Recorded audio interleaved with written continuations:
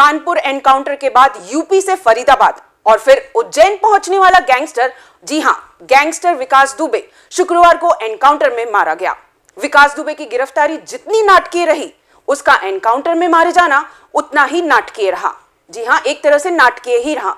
उसकी मौत के साथ ही 2 दशक से भी ज्यादा समय से चला आ रहा उसका आतंक आज खत्म हो गया।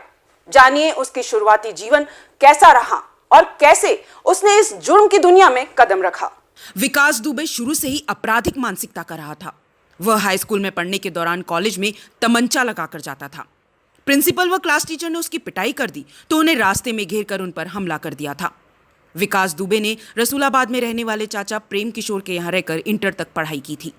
उसके साथ पढ़ने वाले कुछ साथियों ने बताया कि विकास शुरू से ही खूंखार रहा है। विकास छात्रों के बीच दबदबा कायम करना चाहता था। वह अन्य छात्रों की तरह शिक्षकों से भी खौफ नहीं खाता था। वर्ष 2001 में शिवली कोतवाली के अंदर दर्जा प्राप्त राज्य मंत्री संतोष शुक्ला की हत्या कर चर्चाओं में आ गया। इस घटना में अदालत से दोष मुक्त होने पर उसका हौसला और बढ़ गया। 8 पुलिसकर्मियों की हत्या को अंजाम देने वाले विकास दुबे ने भी खादी का चोला पहना था। विकास दुबे बहुजन समाज पार्टी में सक्रिय रहा और पूर्व प्रधान के साथ ही जिला पंचायत अध्यक्ष भी रहा था। राजनेताओं के संरक्षण से उसने खादी का चोला पहना और राजनीति में प्रवेश किया। विकास दुबे का काला कारोबार प्रदेश में कानपुर देहात से लेकर इलाहाबाद व गोरखपुर तक फैला है। वह कारोबारी तथा व्यापारियों से जबरन वसूली के लिए कुख्यात था। 8 पुलिसकर्मियों की हत्या करने के बाद मास्टरमाइंड विकास दुबे को एनकाउंटर में मार गिराया गया है। जी हां, उसका एनकाउंटर कर दिया गया है। एनकाउंटर में 4 पुलिसकर्मी भी घायल हुए हैं। कानपुर के एसएसपी दिनेश कुमार ने एनकाउंटर की पुष्टि भी की है। एसएसपी का कहना है कि गाड़ी पलटने के बाद विकास पुलिस वालों का हथियार छीनकर भाग निकलने की कोशिश कर रहा था। उसे सरेंडर करने का मौका भी दिया गया था, लेकिन उसने फायरिंग शुरू कर दी। जवाबी फायरिंग में उसे गोली लगी और उसकी मौके पर ही मौत हो गई। पुलिस ने कई बार उसे सरेंडर करने के लिए कहा, लेकिन उसने सरेंडर नहीं किया। जवाबी कार्रवाई में विकास दुबे को सीने और कमर में गोली लगी है। आइए अब हम आपको बताते हैं कि विकास दुबे के एनकाउंटर को लेकर क्या कहा जा रहा है। विकास दुबे के एनकाउंटर को लेकर कानपुर पुलिस की ओर से जारी बयान में कहा गया, 5 लाख के इनामी विकास दुबे को उज्जैन से गिरफ्तार किए जाने के बाद पुलिस और एसटीएफ टीम 10 जुलाई को कानपुर ला रही थी। कानपुर नगर भौती के पास पुलिस की गाड़ी दुर्घटनाग्रस्त होकर पलट गई, जिसमें विकास दुबे और पुलिसकर्मी घायल हो गए। कानपुर पुलिस के मुताबिक इस दौरान विकास दुबे ने घायल पुलिसकर्मी की पिस्टल छीनकर भागने की कोशिश की।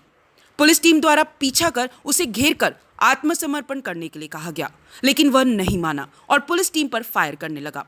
पुलिस ने भी जवाबी कार्रवाई करते हुए फायरिंग की। इस दौरान विकास दुबे घायल हो गया। पुलिस के अनुसार घायल विकास दुबे को तुरंत इलाज के लिए अस्पताल ले जाया गया, जहां इलाज के दौरान विकास दुबे की मौत हो गई। इस बाबत कोई भी पुलिस अधिकारी कैमरे के सामने बोलने से बचता रहा। मध्य प्रदेश में उज्जैन के महाकाल मंदिर में कल विकास दुबे पकड़ा गया था। उसकी गिरफ्तारी बड़े ही फिल्मी अंदाज में हुई थी। उज्जैन पुलिस की माने तो विकास दुबे महाकाल मंदिर में दर्शन के लिए पहुंचा था। पहले माली तो शक हुआ, फिर मंदिर के गार्ड ने विकास दुबे की पहचान की। इसके बाद स्थानीय पुलिस को बुलाया गया, जिसकी पूछताछ में पहले विकास दुबे ने अपना नाम शुभम बताया, लेकिन बाद में खुद को घिरा देखकर उसने चिल्लाया कि मैं विकास दुबे हूं, कानपुर वाला। इसके बाद उज्जैन पुलिस ने उसे गिरफ्तार कर लिया और देर रात उसे यूपी एसटीएफ को सौंप दिया गया। कानपुर के बिकारू गांव के रहने वाले विकास दुबे पर 8 पुलिसकर्मियों की निर्मम हत्या का आरोप था। पुलिस टीम उस पर दबिश देने गई थी, तभी पहले से घात लगाए विकास दुबे और उसके गुर्गों ने उन पर हमला बोल दिया था। 200 से 300 राउंड की फायरिंग की गई थी। इस दौरान सीओ देवेंद्र मिश्रा समेत 8 पुलिसकर्मी शहीद हो गए थे। 8 पुलिसकर्मियों की निर्मम हत्या के बाद विकास दुबे और उसके गुर्गे फरार हो गए थे। विकास दुबे की तलाश में पूरे प्रदेश को छावनी में बदल दिया गया था। घटना के 6 दिन बाद विकास दुबे को उज्जैन के महाकाल मंदिर से पकड़ा गया था। गैंगस्टर विकास दुबे के पड़ोसी बउआ दुबे को लेकर बड़ा खुलासा हुआ है। बउआ दुबे के घर से ही पुलिस पर सबसे ज्यादा गोलियां चलाई गई थी। बउआ दुबे के घर से ही सबसे ज्यादा हथियार भी बरामद हुए थे। इसके अलावा बउआ दुबे ने ही डिप्टी एसपी देवेंद्र मिश्रा के पैर काटे थे।